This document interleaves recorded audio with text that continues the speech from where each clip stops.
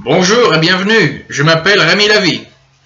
Parce que la culture reste indissociable de l'art, qu'elle est une pratique sociale fondée sur le partage, l'enthousiasme, l'échange, l'amour de la découverte, de faire découvrir, mais également parce que la culture peut se présenter à la portée de tous, notamment grâce à l'avènement des outils numériques, de la diffusion des nouvelles technologies, je suis désireux, heureux et fier de vous présenter quelques-unes de mes créations artistiques, littéraires. Romancier de métier, je vous destine une sélection de livres numériques, mais également de livres au format traditionnel, au format papier.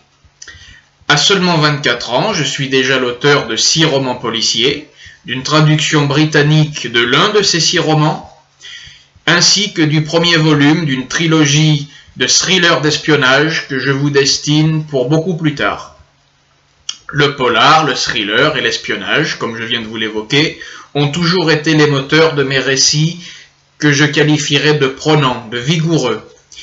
Nostalgique d'une époque que je n'ai hélas pas connue, les années 1950, les années 1960, passionné par les avancées technologiques, l'automobile, le monde naval et d'une manière générale par la première moitié du XXe siècle, amoureux du 7e art, j'assume une plume qui est volontiers scénaristique.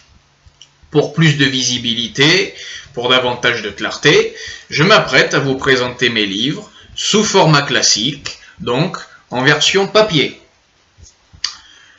Voici le tout premier, mon tout premier roman, Éternelle Vengeance, que j'ai écrit à l'âge de seulement 17 ans. Donc Éternelle Vengeance est pour moi une immersion au sein de la pègre, au sein de la mafia des années 30, donc des années folles, de la mafia limougeaude, puisque ce roman se déroule entièrement à Limoges, en 1933 pour être exact. On assiste dans ce roman à l'ascension d'un modeste chauffeur de taxi dans cet univers violent et parallèle. Donc Éternelle Vengeance se lit très facilement. C'est un thriller tout à fait classique, conventionnel. Ce n'était pas encore ce que je peux faire à l'heure actuelle, c'est-à-dire du policier avec enquête, avec rebondissement, avec imbroglio. Éternelle Vengeance se situe plutôt dans la catégorie des thrillers d'action musclée. Pour poursuivre cette petite allocution, je vous présente Ultime Machination. Ultime Machination, mon second roman, plus épais au niveau de l'intrigue, s'inscrit dans la lignée d'Éternelle Vengeance, dans ce sens que c'est un thriller. Je pourrais d'ailleurs le citer comme son digne successeur. Il est beaucoup plus élaboré, beaucoup plus meurtrier, beaucoup plus sombre, mais aussi beaucoup plus psychologique. Donc, Ultime Machination voit apparaître une nouvelle toile de fond, la fin des années 50. La mafia a changé, le monde a changé, la France est différente, les méthodes de chantage ont évolué, on assiste à une évolution, c'est un changement dans la continuité avec le premier, avec Éternelle Vengeance. Donc Ultime Machination peut être considéré comme un volume de ce que j'ai pu faire en évoquant la mafia, mais d'un volume totalement indépendant, car mes livres peuvent tous se lire indépendamment les uns des autres. Ensuite, nous assistons à l'arrivée du contre-espionnage et de mon contre-espion favori que j'ai baptisé Roger Lavaliac. Roger Lavaliac apparaît donc dans ce livre, j'espère que vous voyez le titre, je vais d'ailleurs vous le citer, Panique à bord du SS Île-de-France. Le SS Île-de-France a été un navire qui a réellement existé, le SS Île-de-France était un des fleurons de la marine française.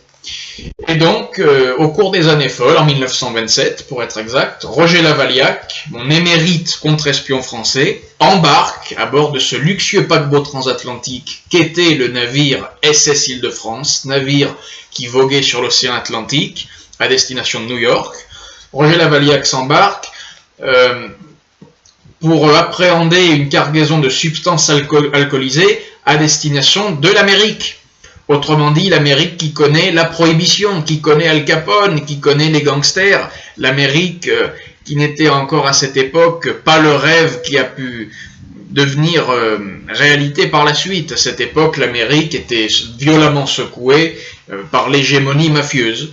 Donc ce livre, qui est un thriller d'espionnage, à l'intrigue particulièrement épaisse, dont la clé de l'énigme n'est révélée qu'à l'épilogue, est un livre dont je suis particulièrement fier, car je pense qu'à travers ce roman, on peut voir mon amour pour l'océan, mon amour pour les années folles, pour les avancées technologiques françaises de la première moitié du XXe siècle, et également pour un monde feutré, un monde un peu, comment dirais-je, plus feutré que maintenant, plus conventionnel, plus polissé, je vais dire.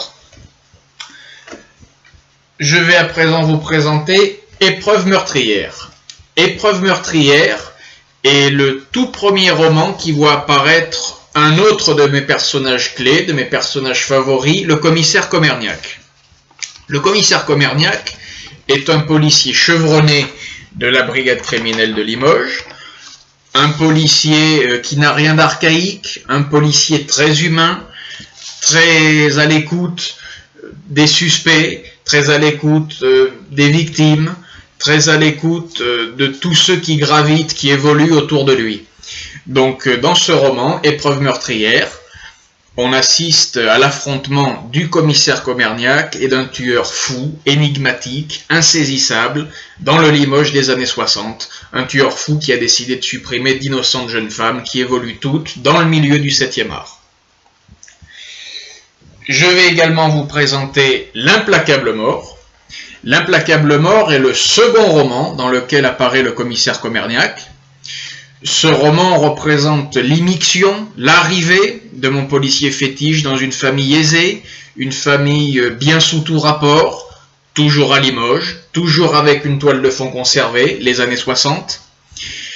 Je peux dire que les personnages sont noirs, aigris, sinistres, amers. Le thème abordé dans L'Implacable Mort, c'est la machination.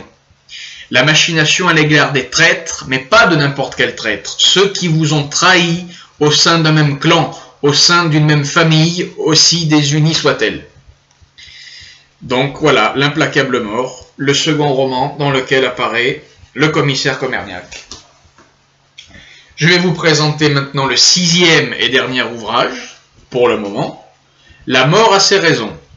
La mort a ses raisons, qui voit de nouveau apparaître le commissaire Germain Comerniac, dépeint l'abandon, la déréliction et j'ai envie de dire le vice triomphant sur la vertu.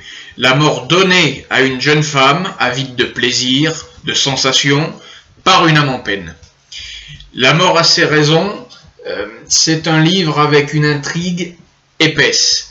Une intrigue que je pourrais définir finalement, que j'aurais pu placer pas forcément dans les années 60, mais à l'heure actuelle, en 2015, car finalement l'horreur n'a pas d'époque, l'horreur n'a pas de milieu social, la frivolité valse avec l'épouvante, et c'est ce que j'ai voulu décrire particulièrement dans ce livre qui me tenait vraiment à cœur. Donc je pense que dans le domaine, dans le genre, dans le registre du polar, avec La mort a ses raisons, j'ai atteint un aboutissement assez logique, quelque chose que je voulais connaître, vous faire partager, l'évolution d'un personnage au fil de plusieurs intrigues, de plusieurs enquêtes, la manière dont il va évoluer, la manière dont il va appréhender les choses, la manière dont il va se comporter avec les suspects, avec les victimes, avec toutes celles et ceux qui sont autour de lui et qui finalement créent cette toile de fond, créent un cadre, créent une atmosphère, une ambiance, chose qui est très importante pour un romancier et évidemment pour le lecteur. Après, je vous laisse toujours une part d'imagination. Les descriptions qui, je l'espère, sont poussées mais pas trop poussives pour que justement le lecteur puisse mieux s'identifier au personnage et conserver une part de rêve, une part d'imagination. Il vous est possible, j'en viens au fait, il vous est possible de découvrir tous ces livres en version numérique, donc en version Kindle, en version numérique, qui est la version publiée par Amazon, Amazon France. Vous pouvez les découvrir également en version papier, comme je vous les ai présentés, sur le site d'Amazon, tout simplement en saisissant mon nom. Rémi Lavie. Ces livres vous attendent, comme je vous le disais précédemment, comme je vous le disais en préambule, grâce à l'émergence des librairies, grâce à l'émergence des bibliothèques numériques. Je souhaite que ces présentations succinctes, que ce communiqué vous ait plu. C'est à mon sens plus une description de mon univers, de ma passion, de mon travail, de mon dur travail, il faut l'admettre, que d'une tentative de promotion appuyée. Donc j'ai envie de dire que ce que vous écoutez est une allocution sur ce que je sais faire de mieux, sur ce qui me tient à cœur de réaliser, écrire dans un univers qui me plaît, avec des personnages que j'invente moi-même. Donc j'espère faire partager, faire découvrir mes contenus littéraires au plus grand nombre d'entre vous. Je vous remercie sincèrement d'avoir pris sur votre temps pour avoir visionné cette vidéo jusqu'au bout. Merci à vous de m'avoir patiemment écouté. C'était Rémi Lavie. Au revoir et à bientôt.